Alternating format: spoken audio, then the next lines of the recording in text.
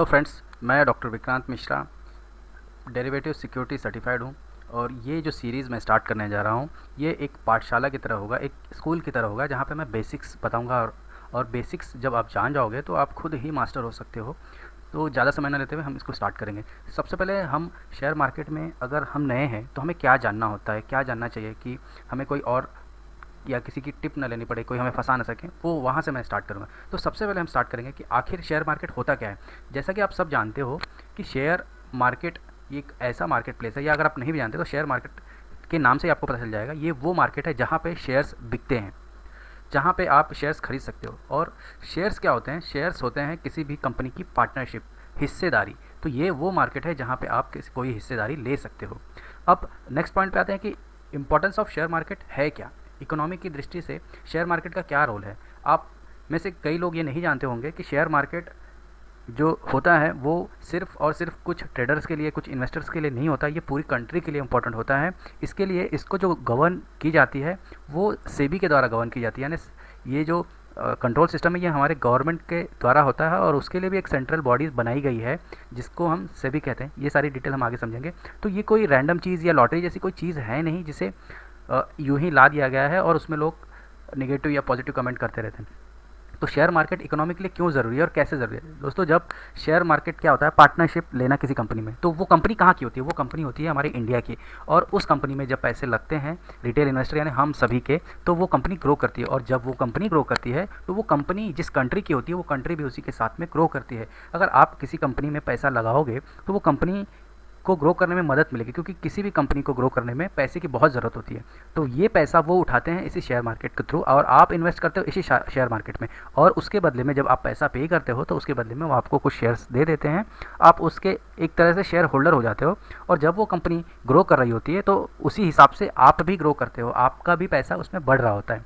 अब इकोनॉमी की दृष्टि से भी ये इंपॉर्टेंट है कि वो कंपनी बढ़े। अगर वो, मान लो कि कोई कंपनी है मारुति या कोई कंपनी है टाटा, अगर वो ग्रो करेगी, तो अगर वो कंपनी ग्रो कर रही है तो वो प्रोडक्ट को चीप लेवल पे बना सकती, चीप यानी सस्ता बना सकती है। यानी अगर मान लो टाटा कंपनी बहुत बड़ी कंपनी हो गई, तो आज आप सुन रहे होगे कि टेस्ला इंडिया में आने वाला है। अगर टाटा कंपनी में बहुत सारा इन्वेस्टमेंट पड़ा हो, बहुत सारा पैसा है, और उस पैसे को वो यूटिलाइज़ करके उस कंपनी को ग्रो कर पा रहे हैं, अच्छी अच्छी कारें बना पा रहे हैं, तो वो टेस्ला को भी जवाब दे सकते हैं। वो टेस्ला से भी बड़े हो सकते हैं। और भी बहुत सारी कंपनियां हैं जो फॉरेन कंपनियों से भी बड़े हो सकते हैं, और आपके देश की इकोनॉमी उसी हिसाब से बढ़ती है। ये मैंने एक सिंपल एग्जांपल दिया है कि शेयर मार्केट का एक्चुअल में रोल क्या है आपकी इकोनॉमी में।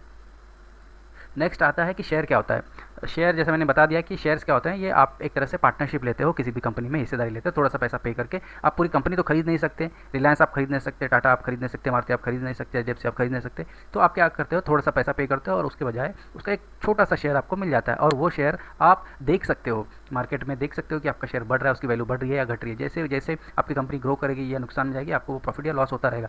अब ये स्टॉक मार्केट क्या होता है ये भी मैंने बता दिया, कि जहाँ पे ये जो शेयर्स होते हैं वो स्टॉक के फॉर्म में होते हैं और वो आपको मिलते हैं।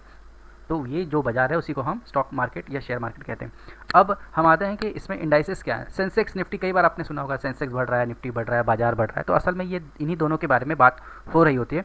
सेंसेक्स क्या होता है? सेंसेक्स होता है बीएससी में जो 30 स्टॉक्स हैं उनको हम सेंसेक्स के अंडर में लाते हैं, और उन्हीं के बारे में हम बात कर रहे थे जब भी हम सेंसेक्स के बारे में। अब ये कंपनियां वेल स्टेबलाइज होती है और बेस्ट कंपनियां होती हैं, इनका परफॉर्मेंस अच्छा होता है, तब जाके ये सेंसेक्स की लिस्ट में आती है।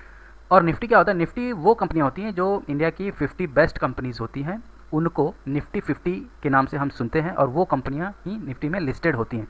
तो ये हो गए आपके सेंसेक्स और निफ्टी। नेक्स्ट टॉपिक है स्टॉक एक्सचेंज, बीएससी एनएससी। अब ये बीएससी एनएससी क्या है दोस्तों? बीएससी एनएससी क्या है? बॉम्बे स्टॉक एक्सचेंज, यानी ये मार्केट बॉम्बे स्टॉक एक्सचेंज के नाम से जाना जाता है। यहाँ पे जो आपके सेंसेक्स के जो शेयर्स हैं वो यहाँ पे मिल जाएंगे, और जो बॉम्बे में जो लिस्टेड कंपनियाँ हैं वो आपको पीएससी में लिस्टेड मिल जाएंगे, और यहाँ से आप उसे बाई सेल कर सकते हो। एनएससी क्या होता है? National stock exchange. National stock exchange क्या होता है? यहाँ पे जो इंडिया के लेवल की जो कंपनियाँ हैं जो एनएससी में लिस्टेड है, वो यहाँ पे आपको नाम उनके दिख जाएंगे, और वहाँ पर आप बाई और सेल कर सकते हो, और इसमें ही आप बाइंग और सेलिंग कर सकते हो। अब सेबी क्या है? सेबी है security and exchange board of India. जैसे हमारे पैसे और करेंसी को कंट्रोल करने के लिए आरबीआई होती है, रिजर्व बैंक ऑफ इंडिया, उसी तरह से स्टॉक्स को और ये जिन्हें जो इक्विटी, डेबिट, ये जो भी आपने नाम सुने उन्हें हम सिक्योरिटीज़ बोलते हैं, और इसको जो मैनेज करती है वो बोर्ड है security and exchange board of India. अब नेक्स्ट आते हैं कि ये सब तो ठीक है कि हमें एनएससी में, बीएससी में बाई करना है, सेल करना है, बट कैसे करना है, क्या करना होता है, कुछ और टर्मिनोलॉजीज़ है ना जिसे हमें जानना चाहिए, तो वो हम स्टार्ट करेंगे।